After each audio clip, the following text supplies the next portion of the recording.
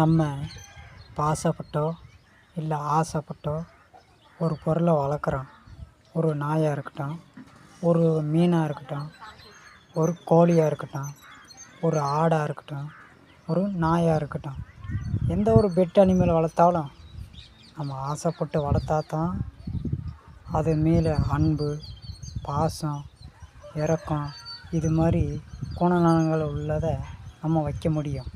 ஆனால் ஒரு ஆசைப்படாத ஒரு பொருள் மேலே ஒரு அன்பை செலுத்த முடியாது, ஒரு சந்தோஷத்தை வைக்க முடியாது, ஒரு நிம்மதியை வைக்க முடியாது.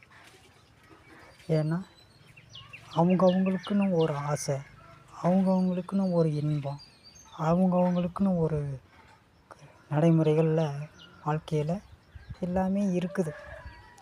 பிடிச்சது ஒன்று, பிடிக்காதது ஒன்று, நம்ம நினைக்கிறது ஒன்று, நம்ம நினைக்காதது ஒன்று. ஒரு பொருள் இல்லாதவங்கள்ட்ட போய் கேட்டுப்பார், அந்த பொருளோட அருமை தெரியும். ஒரு அன்பு இல்லாதவங்கள்ட்ட போய் கேட்டு பாருங்க, அன்பு என்னன்னு புரியும். அதே மாதிரி எதுவுமே தெரியாத ஆளுகள்கிட்ட போய் கேட்டு பாருங்க, ஓ அப்படியா அப்படிங்கம்மாங்க.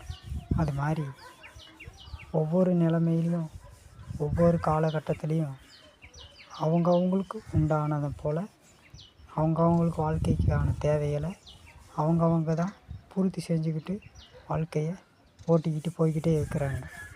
இதில் அன்பு எந்த அளவுக்கு இருக்குதோ அந்தளவுக்கு இரக்க குணமும் இருக்கும்.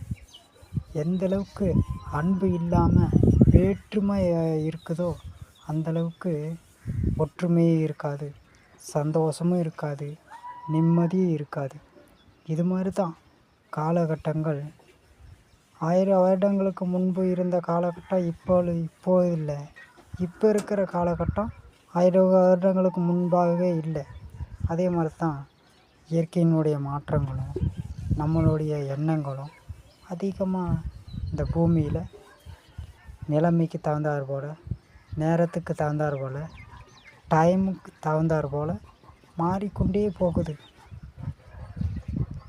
சேர்ந்து இருங்க, நிம்மதியாக இருங்க, சந்தோஷமாக இருங்க.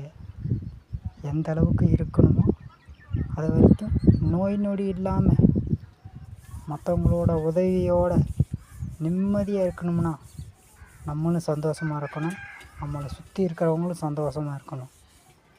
உதவி செய்யுங்க, நல்லதையே செய்யுங்க. எப்பொழுதுமே நமக்கான நிம்மதி நம்மளோடு இருக்கட்டும். காதலர் வாழ்த்துக்கள்.